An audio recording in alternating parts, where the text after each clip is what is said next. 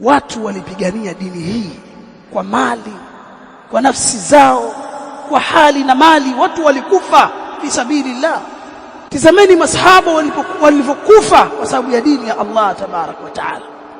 Mtume sallam anamtazama Mus'ab ibn Umair wakati ameuawa, sanda haimtoshi, ikipelekwa kwenye kichwa miguu iko wazi, ikirudishwa kichwani kichwa kiko wazi.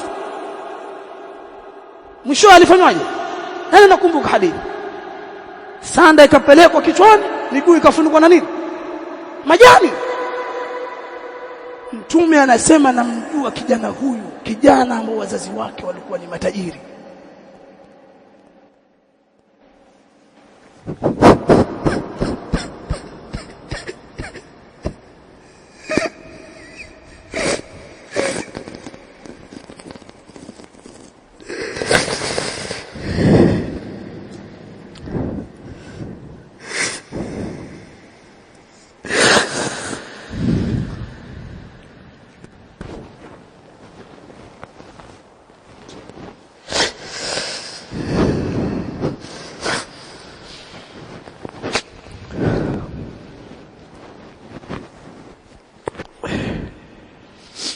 Mus'ab ibn Umair kusilimu kwake ilikuwa ni tatizo na wazazi wake, alifanya kutoroka na familia yake, lakini anakufa pamoja na mafuta yake yalikuwa yakitoka Yaman. Mafuta yale alikuwa akipita, yale mafuta yake yatoka Yaman,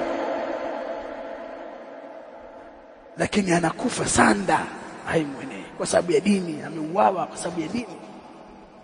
Hawa ndio watu waliopigania dini ya Allah. Leo tumekaa wachukua mashafu unasoma,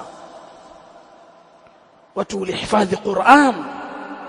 Hebu tizama hifadhi ya elimu wakati wa bwana Mtume sallallahu. Hakuna kompyuta, hakuna hizi wasaili za kisasa.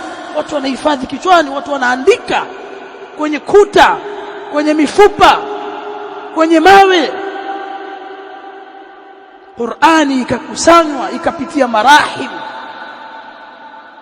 mpaka leo wewe unakuja yaumul jumaa unavuta msahafu pale. Pia ule msahafu pia umewekwa pale bure, pia sadaka usome. Pia huwezi kusoma Qur'an. Kuna mtu hawezi kusoma Qur'an.